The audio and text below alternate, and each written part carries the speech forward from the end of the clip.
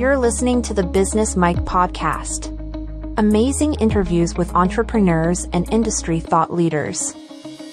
Hello and welcome to another episode of the Business Mike podcast. And joining me today is Victor. Victor, can you just tell the audience a little bit about yourself and what you do? Thank you, Daudi. My name is Victor Songa Musiwa. I'm a customer experience professional. I'm from Namibia in Africa. Oh, I have to say Namibia in Africa most of the time to explain where it is. Yeah. So I'm currently in Japan, studying for a master's in computer science. But I've been working in the customer experience industry for quite some time. I took a 2-year break to just consolidate my learnings around customer experience and digital technologies so that I could get more credibility in setting myself up to help organizations leverage the power of information systems and customer experience in their operations. Right. And how did you... want me to continue? No, I'm just curious. I would like to build on what you've just said by asking how it is that you ended up in the customer experience field in the first place. Yeah. So my background, my first degree is in computer science and mathematics. I graduated in 2004, and I thought I was going to work in IT. But my first job was a business process management job for a railway company in Namibia, and I think that's what opened me up to customer experience. So as I was doing work around business process management, it taught me to understand what the essence of business was. I worked in that job for a year, and then I got an opportunity to go and work for a mining company as a data scientist. And I worked for a mining company for about 6 years. Now, towards the end of that 6 years, mining just became boring for me because there was no challenge in terms of innovation. Everything was really like all figured out, and you just had to do what had to be done. And I remember I used to get frustrated when I used to go to the bank for some transactions. And I would feel like the bank is not using technology to really improve their customer service. And I started seeking opportunities in the banking industry. And around 2012, one of my, now my mentor and personal friend, approached me. There was a job interview for a business process champion. I had attended it, and because I was in mining, I didn't have experience in financial services. The lady I was supposed to go and work under decided she couldn't give me an opportunity. But one of the panel members contacted me and asked me if I would like to consider other opportunities. And we discussed, and she told me, you seem like you're passionate about this customer service thing and improving the way the bank works. So can we work something out in terms of what kind of value can you add to my team? And then I designed the job for business process architect, and I joined the bank. I think after a series of negotiations, I joined the bank as a business process architect. The bank is Capricorn Bank. That time it was operating in Zambia, Botswana, and Namibia. In Namibia, it operates the largest local bank. And that 3-year period as a business process architect drew me to understand more on how customer service, customer experience was not prioritized in the way the processes of the bank were organized. And I started doing a bit more research because for me that was quite interesting, and that also led to my second degree with the University of Cape Town, where I did business process management and enterprise systems. And the culmination of that is that I wrote a paper on how to transform financial services to be more customer centric using business process management. And when that paper got published, the bank also saw this as an opportunity to set up a department for customer experience. So in 2015, I became the head of customer experience for that new department. And that, I think that's essence then moved me into this whole customer experience role. I was in that role for about 3 years. Then MultiChoice, the owner of DSTV, contacted me for an opportunity to be a specialist for their Namibia operation in customer experience. And I did that job until 2021, when I decided, let me just take time out and go and study. So I came to study in Japan. Right. I have two questions. The first one, of course, is what you've just mentioned, the business process management. And for those that are listening that may not appreciate what exactly that entails, at least as far as the bank is concerned, what exactly does a business process architect do in terms of, do you set up how things are going to be done in the bank, but in line with the customer experience, or is it something slightly different? Yeah. So business process management is essentially a management perspective that allows you to see every activity within an organization as part of a process. So essentially, you would say, if something goes wrong, you would ask the question and say, what process was it? With this activity or this thing that has gone wrong, it's an outcome of what process? So by understanding the processes, you are then able to have conversations where you can bring people together to see exactly what the bank does or what any organization does and what is the set of activities, the sequence of activities that they do. And if you want to improve the way an outcome is going to be, or you want to prevent an outcome, you then look at changing those activities. So it's quite not just from customer experience perspective, but from a regulation perspective, from an IT perspective, if you want to automate, if you want to use systems, from any perspective that you want to ask a question about how the company does, how an organization does what they do, a business process perspective is a very powerful way to visualize a sequence of activities that produce outcomes for an organization. Right. And my second part of the question was the what you're pursuing right now, which is computer science. IT is a very wide field, and so I'm sure there are very many potential things you could have done. What made you zero down on the one you're doing in particular? Yeah. So I'm very passionate about efficiency, and I think this is like my background of business process management, data science, and just the whole role of an organization.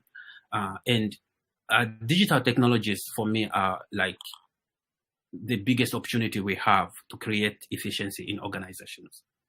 And I'm passionate about digital transformation. So I'm passionate about how do you use information systems to create more efficient business models.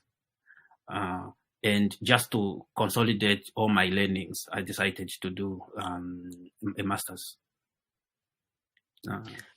I'm sure as you're studying your master's right now, at least as someone who has been in the customer experience field, as you approach case studies, whatever it is they're teaching, your brain is geared to see how exactly whatever you're being taught can be applied in any industry, basically.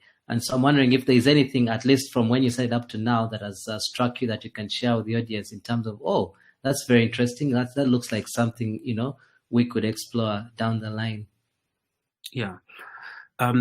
Yes, there's a lot. Like, I've actually decided to launch a company now, a consulting company called Relentless Customer Experience, Relentless CX. And the focus is to do customer-led business, customer-led digital transformation. And the whole essence of this is there's a series of things that can be done through digital that can create efficiency for the business.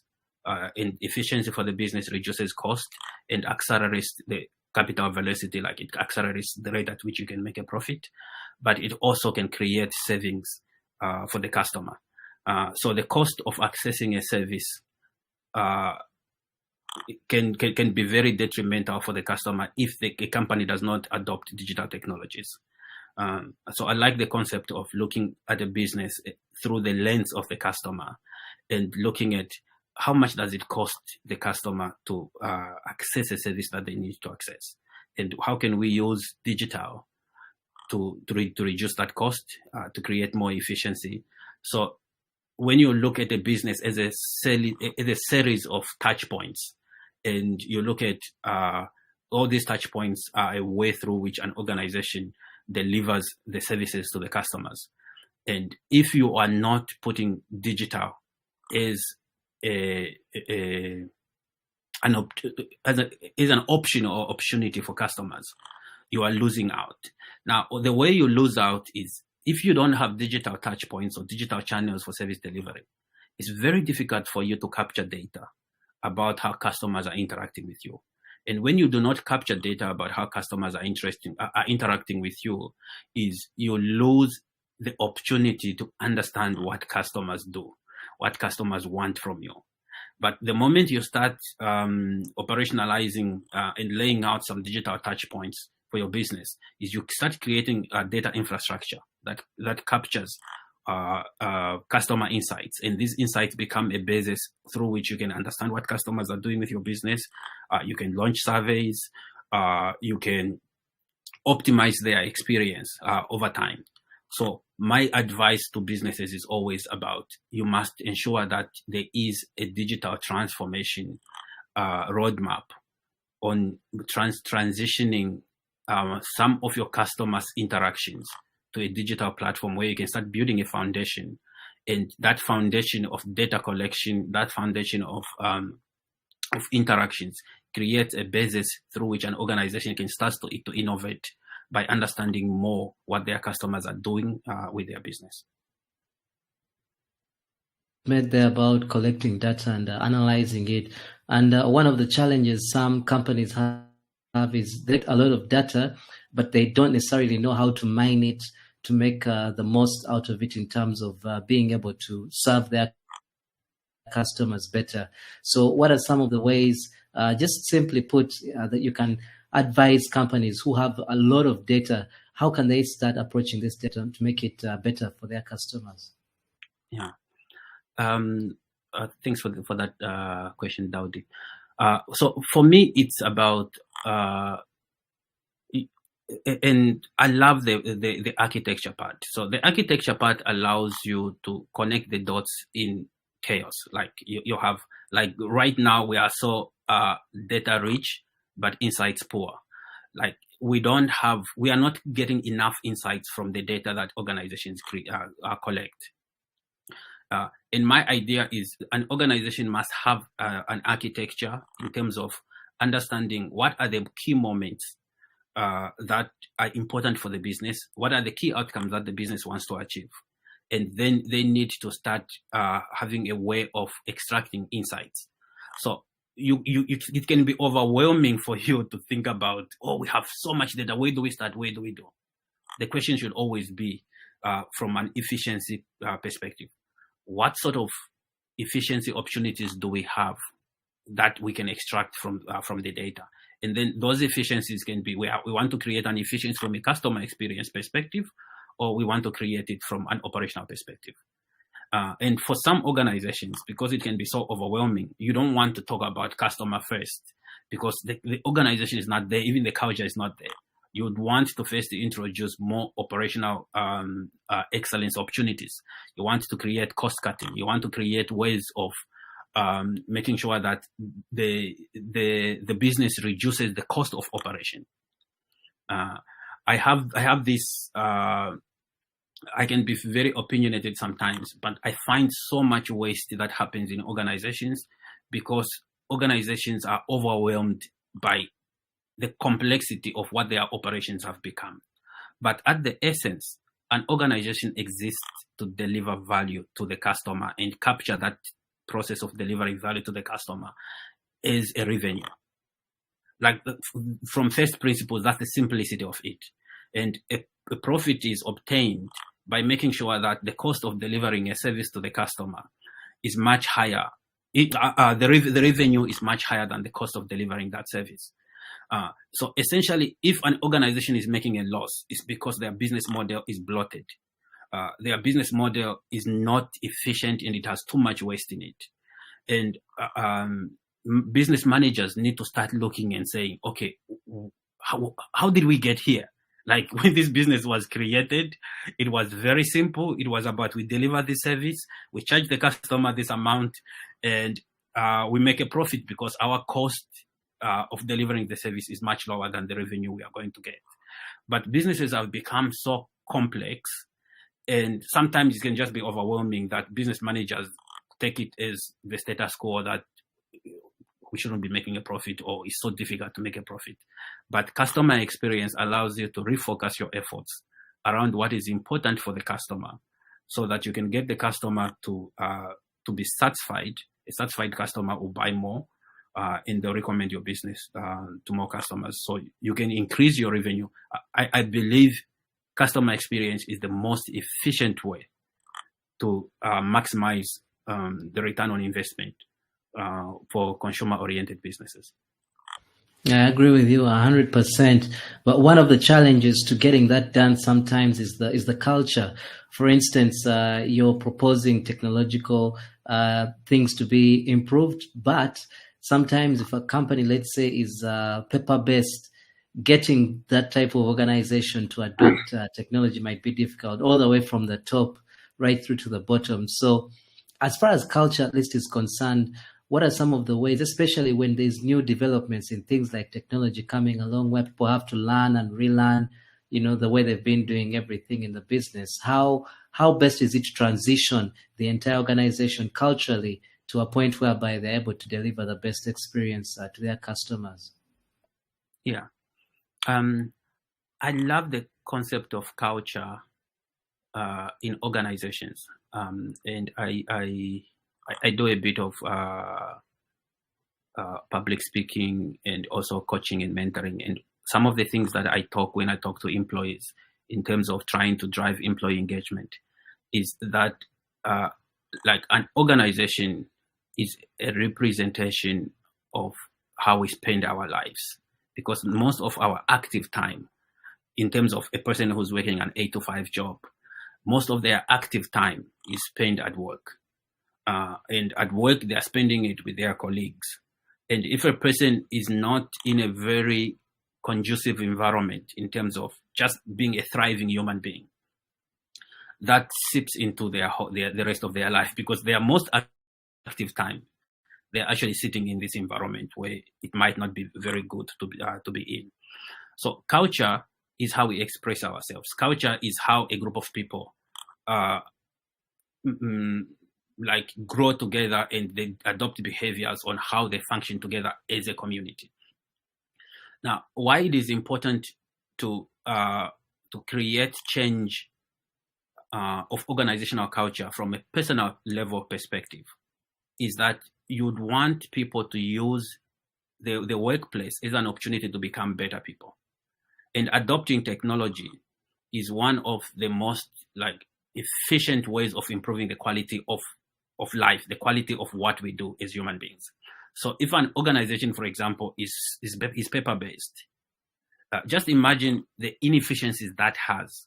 But also imagine that you are bringing this person who's exposed to technology outside their lives, like when they go out, when they see other organizations, when they interact with other businesses, they are doing it in a digital format. But when they come to your work, they are brought down to a very inefficient system.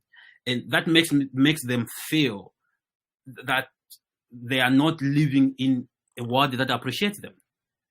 So you need to look at culture to say, okay, how do we get our people to own the change? How do we get our people to bring the best of themselves and the enthusiasm to say, we need to change this place in such a way that we can all be looking forward to come and work here. We need to change this place in such a way that it becomes a thriving environment for me. Because if I thrive here at work, then wherever else I go, even in my family, even in my relationships, I'll be a thriving person because I can adopt the change. I'm looking for opportunities to always improve the quality of my existence. That's a very good point. And in terms of adopting to change and quality of existence, being in Japan, I'm sure there are very many technological advances there, more so to do with the customer experience. Have you seen or interacted with any unique way in which customer experience is being delivered in Japan through technology or any other means? Because they have a different culture and all that. So, minus the technology or with the technology, anything that stands out for you? Yeah. So one of the things that I've been doing, I've always been passionate about Japan. So being coming from a business process background, like when I came here, my original research topic was looking at Kaizen, which is continuous improvement. It's a concept of how you can get more efficiency by adopting a culture of continuous improvement. And when I came to Japan, I expected to find how all this is implemented everywhere. So, but Japan is culturally is a very interesting country, and I'm learning. I'm continuously learning. But in terms of customer experience, it's interesting because Japanese culture, it's everything. It's so like people are so humble, people are so respectful, people are so process oriented that you essentially don't experience any dissatisfaction in terms of the service that is delivered. And the thing with Japan is everybody follows the process to the T. Like even kids, like school, everything is so process oriented. So you don't have those opportunities for customer experience. Like from the perspective of service delivery, where the big opportunity for Japan is more in process transformation. It's more in changing the process because everybody follows the process so much. Even if the process is wrong, everybody will just follow it the way it is. So there's opportunities there, and I'm doing some work here engaging. I'm currently actually sitting as a member of the CXPA Asia Leadership Council. And some of the conversations that we are having is how do we make customer experience more, how do we create the awareness? How do we build a community around customer experience? And through the conversations that we are having, it's really like Japan does not need the same kind of customer experience that the rest of the world needs. Like, for example, Africa's customer experience also is quite different. Like, Africa is a population of diversity. Like you have so many diverse people, and the people can be very vocal in terms of if they are not happy with something. Here in Japan, if somebody is not happy with something, they might not complain at all. So it will be very difficult for you to know if people are not happy about something. But for Africa, which I'm quite passionate about in terms of the diversity, I think the opportunities are quite different. And so customer experience can really be a different thing depending on the context of the environment in which you want to implement it. Well, Victor, that brings us to the end of the interview. But just before we go, is there any parting advice you'd have for any leaders at the C-suite or maybe a business owner who's setting up their business, like you mentioned earlier, as far as processes are concerned? What advice as far as customer experience would you give to anyone listening out there who has not yet appreciated what exactly it does and how it can help their business grow? Yeah. I think my biggest advice is, like, we are in the era of customer experience now because of the trend of how connected human beings have become, and social media, and social media has created the power of the customer to be very vocal about how happy they are with an interaction that they have with the business. So anybody that wants to build a successful business needs to ensure that they build the agility, they build business models that are responsive to customer needs, that are responsible to customer expectations. Because when those expectations are met, that creates a foundation for growing your business. So if you meet the customer expectations, those customers will be loyal. And when those customers are loyal, they will recommend your business and they'll buy more from you. But now that we are in the age of technology, you cannot do it without technology. Even if you are just running a small home shop, you start to realize that there is elements where you might need to be employing some sort of technology. So technology allows you to build more efficient business models that can be more customer focused, and use that as a foundation for growing your business. Right. And just before we let you go, Victor, how can anyone who is watching or listening to this interview learn more about yourself? How can they connect with you on the internet? Where can they find you? So the easiest way to connect with me is on LinkedIn. So you can just go and search my name, Victor Songa Musiwa, and we can connect and have a conversation there. Right. Well, that brings us to the end of the interview. Victor, thank you so much for doing this interview. It's very early where you are, like you mentioned earlier on, before we started recording. So I appreciate you taking the time to do this interview. And I'm sure everyone listening and watching has benefited and learned a lot from you. It was a pleasure, Dowdy, and keep up the good work. Thank you. Okay.